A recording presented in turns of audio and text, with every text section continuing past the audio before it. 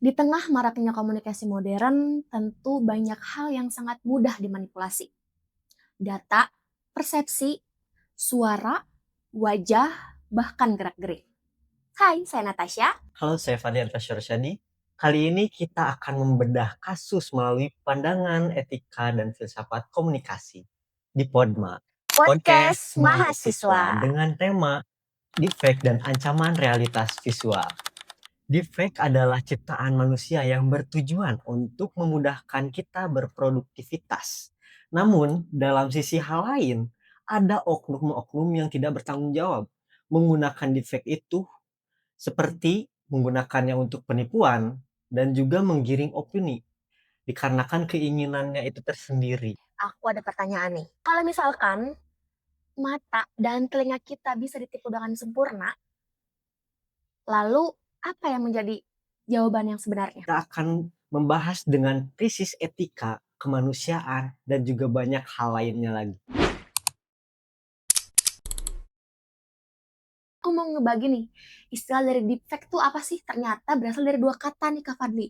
Ada deep learning sama fake. Deep learning itu ternyata adalah teknologi kecerdasan buatan yang mempelajari ribuan data. Sedangkan fake berarti palsu. Berarti secara singkat, deepfake itu adalah teknologi AI yang memanipulasi wajah, suara, bahkan gerak-gerik. Tapi kalau kita hanya berhenti dalam definisi teknis, tentunya kita nggak akan tahu dong bahayanya deepfake itu. Betul banget nih. Kalau misalkan kita melihat dari sudut pandang komunikasi, ternyata deepfake itu bukan sekadar teknologi, tapi juga bisa menjadi rekayasa persepsi Kak Fadli. Nah, berarti dalam definisi tersebut, deepfake itu kita yang bikin. Tapi kita menyerang, bukan menyerang file videonya, tapi kita itu menyerang atas kepercayaan yang kita lihat sendiri. Dia benar-benar mempengaruhi bagaimana cara kita berpikir, bagaimana cara kita bisa mempercayai itu nyata atau tidak. Nah, dari ini tuh timbul nih, aku pernah baca serangan epistemik. Apa itu? Nah, serangan epistemik itu kondisi ketika kemampuan manusia untuk mengetahui dan membedakan kebenaran sengaja dilemahkan. Jadi kita itu seperti dilema.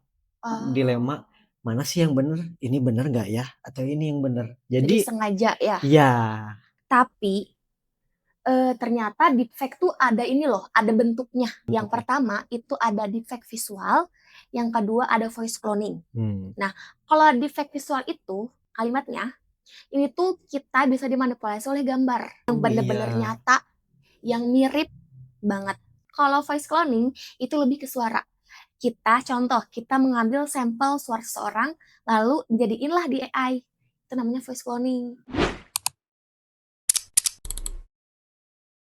Nah, setelah tadi memahami apa yang Kak Natasha bilang, apakah deepfake sekarang itu mempengaruhi dunia nyata? Ataupun deepfake hanya salah satu menjadi salah secara moral gitu? Nah, untuk menjawabnya teman-teman, kita menggunakan teori etika komunikasi. Ada tiga. Yang pertama ada deontologi, yang kedua ada utilitarianisme, yang ketiga ada virtue ethics. Kita mulai dari deontologi yang dikemukakan oleh Immanuel Kant. Deontologinya itu tersendiri tidak menyalahi hasil akhirnya, tapi tindakannya itu seperti apa. Jadi dalam deontologi tersebut, kita menyalahinya lebih ke hal privasinya, tapi tidak menyertai dampak-dampak negatif dan positifnya. Kedepannya itu seperti apa gitu. Berarti memalsukan wajah orang itu salah ya? Secara Iya, tindakan, karena memalsukan ya diksinya. memang merusak hak privasi orang dan juga itu Oke. melanggar moral. Oke guys, jadi di sini aku ngebahas dari segi utilitarianismenya. Bukan mempertanyakan tindakannya, tapi apakah itu bisa berakibat dan bermanfaat bagi semua orang? Gimana? Berarti kalau misalkan itu tuh lebih ke kita mempertimbangkan lagi efek sampingnya seperti apa. Betul, karena kalau lihat dari teori Bentham, Hall, dan Mill, ternyata semua tindakan baik dan melahirkan akibat yang baik itu bisa dikatakan sesuatu yang benar. Kalaupun deepfake ini adalah memanipulasi gambar, tapi kalau memang hasil akhirnya untuk sebuah kebaikan, ternyata nggak apa-apa. Contohnya kayak ketika kita mau belajar mengenai sejarah, tentu pasti kita harus ada visualnya dong. Dan sekarang visual yang canggih itu pasti dari AI kan. Makanya di sini orang-orang tuh menggunakan kita katakanlah deepfake untuk merekayasa suatu apa ya sejarah atau tokoh-tokoh yang dimana tuh tujuannya adalah sebagai pembelajaran. Tentu bisa menghasilkan manfaat yang bagus dong. Jadi sekilas bisa dikatakan deepfake tuh ternyata ada manfaat baiknya. Sekarang kita ngebahas tentang virtue ethics, bagaimana karakter seseorang dalam menyampaikan hal tersebut gitu. Kita melihat dari karakternya seperti apa. Hal yang paling penting ketika komunikasi adalah kejujuran. Itu adalah fondasi. Ketika kejujuran nggak ada, fondasi tersebut bakal hancur, teman-teman. Nah, itu tuh bakal membentuk kebiasaan manusia. Betul. Etik itu lebih membahas ke karakteristik manusia itu seperti apa. Dan juga karakteristik itu kan dibuatnya oleh budaya. Ya, jadi kalau di virtue ethics ini ternyata gak hanya karakter yang menyampaikan, tapi bagaimana yang menerimanya, si masyarakatnya bakal menerima seperti apa. Karena teman-teman di zaman sekarang, ketika kita menerima suatu informasi, misalkan, wah ini bohong ya, tapi ternyata sekarang tuh kayak, oh udah sampai mana bohongnya, itu udah ngerubah karakter kan. Ya, Kayak sebenarnya masyarakat tuh udah lebih memikirkan, ternyata si kebohongan ini tuh apa ya menguji kebohongannya udah sampai mana, bukan mempertanyakan kok bisa kayak gini enggak. nah Itu itu sebenarnya bahaya banget sih. bahaya banget. Oke guys, setelah kita melihat dari tiga lensa kacamata menurut teori etika komunikasi, ternyata deepfake itu bukan hanya persoalan tentang teknologi ya, Ya, itu tentang bagaimana itu bisa tersebar di dunia nyata gitu. Oke, sekarang kita bakal bahas mengenai konsep realitas, apakah hal itu bisa mengaburkan batas antara realitas dengan tiruan. Nah, di sini kita bakal pakai pemikirannya dari Jean Baudrillard dan juga Jürgen Habermas. Oke, kita mulai dari Baudrillard dulu.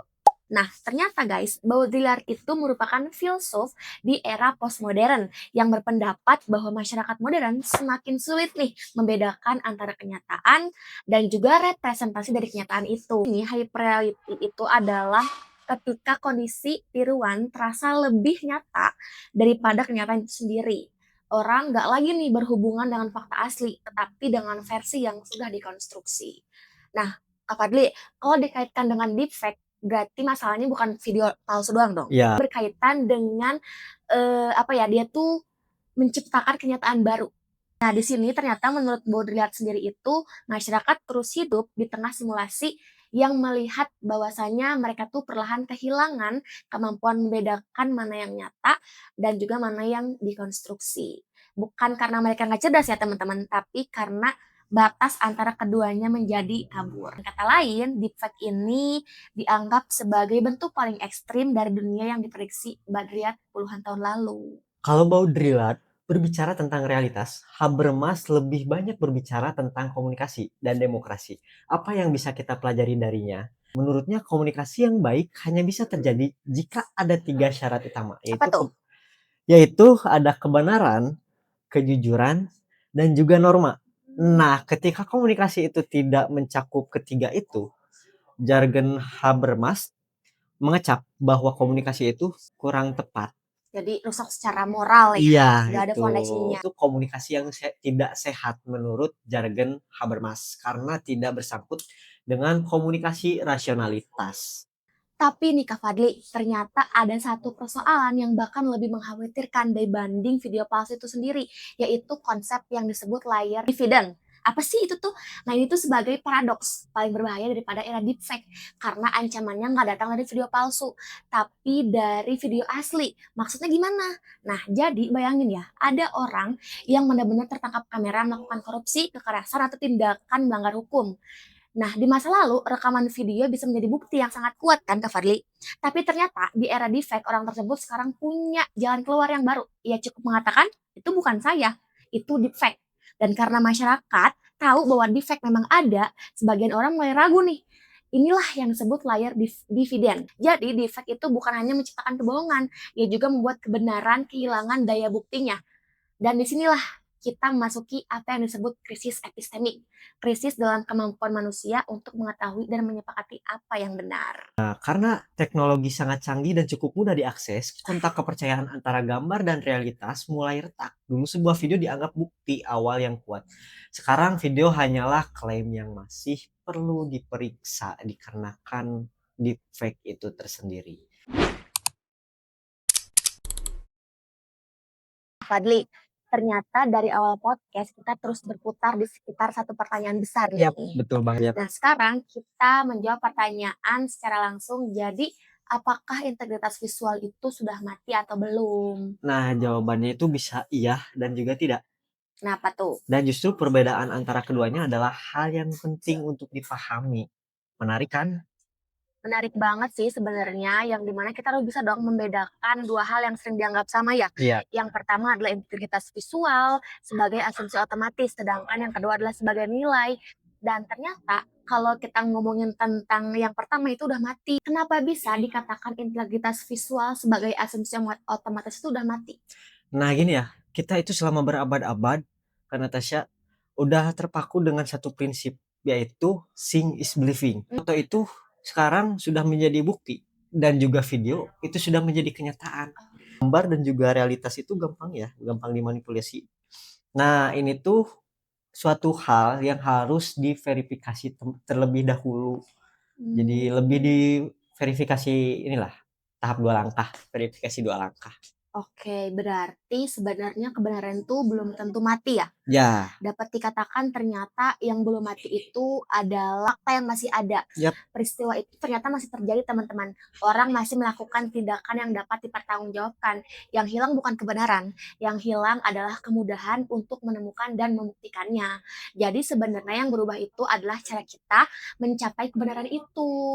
Nah, dulu kita bisa nih menerima bukti visual secara pasif. Sekarang kita dipaksa membangun kepercayaan secara aktif. Nah. Kita harus bertanya lebih banyak dari mana video berasal, siapa sumbernya, emang apakah ada konteks yang mendukung, apakah ada bukti lain yang bisa mengkonfirmasi. Dengan kata lain, kita memasuki era baru yang menuntut verifikasi berlapis. Yap, betul banget ya, Kak Natasha, aku mau nanya. Jadi kalau dulu itu kepercayaan itu dibuat otomatis kan?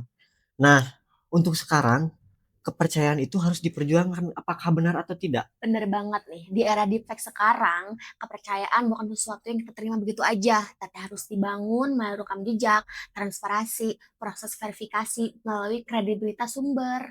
Dan itu berlaku bukan hanya untuk media, tapi juga untuk individu, institusi, bahkan pemerintah.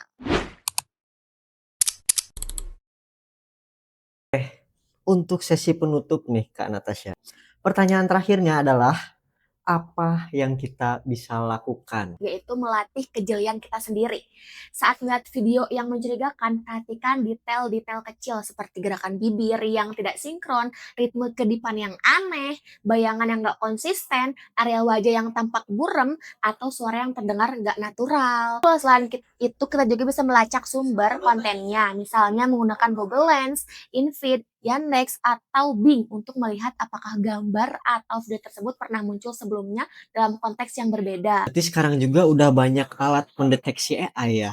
Ada, namun kita juga harus realistis nih, karena teknologi pendeteksi hanyalah alat bantu, bukan jawaban mutlak. Berarti artinya masalah ini tidak bisa sepenuhnya diserahkan kepada teknologi. Benar, urusan mengembangkan sistem keamanan mungkin tugas para insinyur dan pengembangan AI, tapi ada satu tanggung jawab nih yang kita tidak bisa delegasikan, yaitu verifikasi sebelum distribusi. Sebelum membagikan sesuatu, tanyakan dulu nih dari mana asalnya, siapa sumbernya, apakah sudah diverifikasi. Dan mungkin yang paling penting adalah menyadari bahwa indera kita gak selalu benar. Akhirnya, pelajaran terbesar dari seluruh diskusi kita hari ini adalah deepfake itu bukan hanya tantangan teknologi, ia adalah ujian bagi komitmen kita terhadap kebenaran. Karena komunikasi nih Kak Fadli pada akhirnya dibangun atas kepercayaan. Dan kepercayaan itu hanya bisa bertahan jika kita masih peduli pada kebenaran, bukan sekedar pada apa yang tampak meyakinkan. Oke, berarti cukupkan saja untuk sekarang. Ya, sepertinya sudah cukupkan kita membahas tentang deepfake ini ya. Yap. Oke, berarti sekian dari Potma, yaitu Podcast Podcast Mahasiswa. Saya Natasha, Dan saya Fadlian Fasyarusyadi. pamit undur diri. Terima Dadah. kasih. Dadah.